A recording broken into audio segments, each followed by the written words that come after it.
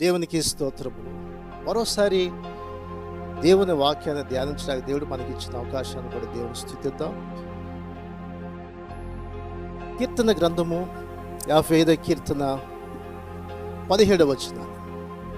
సాయంకాలమున ఉదయమున మధ్యాహ్నమున నేను ధ్యానించుచు మొరపెట్టుకొనును, ఆయన ప్రార్థన ఆలకించును. దావీదు ఇక్కడ ఒక మాట చెప్తున్నాడు. సాయంకాలమున ఉదయమున మధ్యాహ్నమున ధ్యానించుచు ప్రార్థన చేస్తున్నాడు. ఆయన ప్రార్థన అంగీకరించాడు. ప్రియ సహోదరుడా, సహోదరి, దేవుని యొక్క సన్నిధిలో మనం ఎలా ప్రార్థన చేస్తున్నాం? ప్రార్థన యొక్క ప్రాముఖ్యత క్రైస్తవుడు చాలా ప్రాముఖ్యమైంది. జాన్ వెస్లీ గారి యొక్క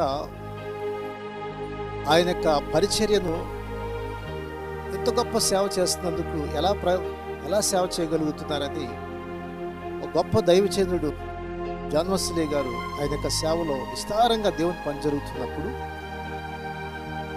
ఇంత సేవ చేయటానికి మీ యొక్క రహస్యం ఏంటని అడిగారంట.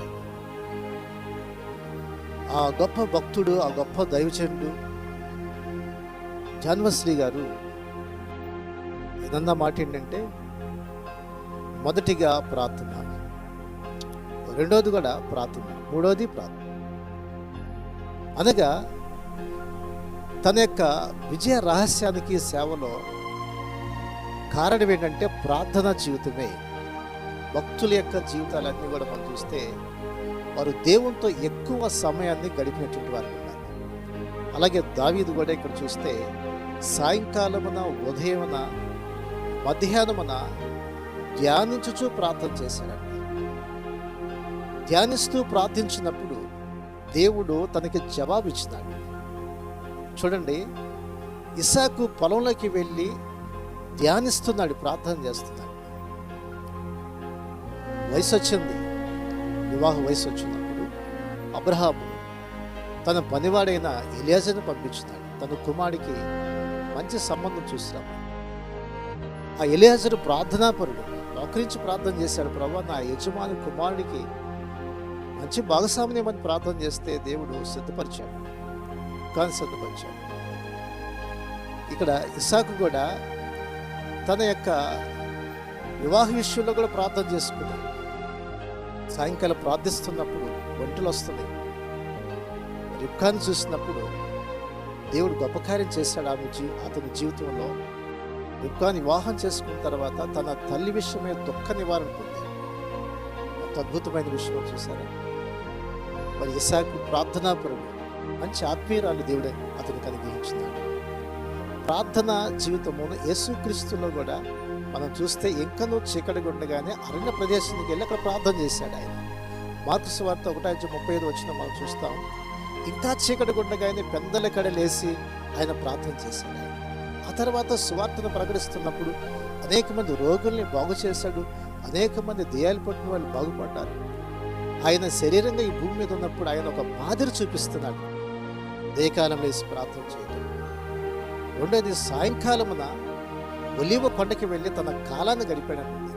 సాయంకాలం అయినప్పుడు ఒలీవ కొండకి వెళ్ళి ప్రార్థన చేసేవాడు. తనతో పాటు తన శిష్యుని కూడా తీసుకొని వెళ్ళి వాళ్ళ పేతురు, యోహాను, యాకోబుని వెంట పెట్టుకొని వెళ్ళేవాడు. ఆయన కొండ మీదకి వెళ్ళి రూపాంతరం పొందాడు. ఆయన ప్రియ సహోదరుడా, సహోదరి, ప్రార్థనలో మనం రూపాంతరం చెందుతాం. ప్రార్థన పరిస్థితులు మారుస్తుంది. అందుకనే రోమాపత్రిక 12:12 అంటాడు, ప్రార్థన యందు పట్టుదల కలిగి ఉండాలంట. ప్రార్థన ఎలా ఉండాలి? మనం పట్టుదల కలిగి ఉండాలి. మనం చేసే ప్రార్థన పట్టుదలతో ప్రార్థన ఏదో ప్రార్థన చేస్తున్నామని కాదు, పట్టుదల కలిగి ఉండాలి.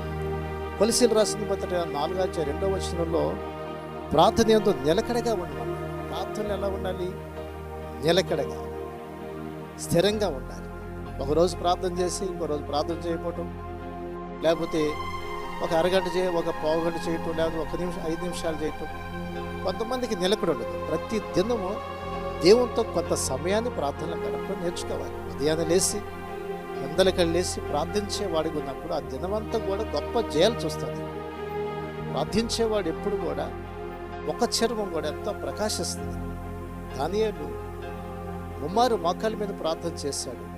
దేవుడు ప్రధానమంత్రిగా చేశాడు.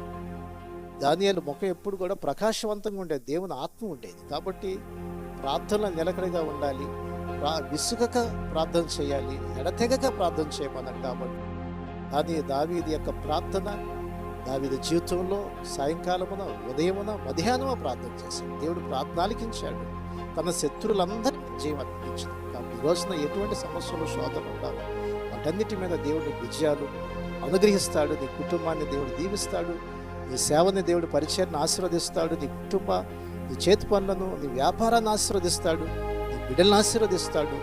ప్రభు ప్రతి కార్యం కూడా నీ పట్ల చేసి అట్టి కృప దేవుడు అనుగ్రహించి చిన్న ప్రార్థన చేద్దామా?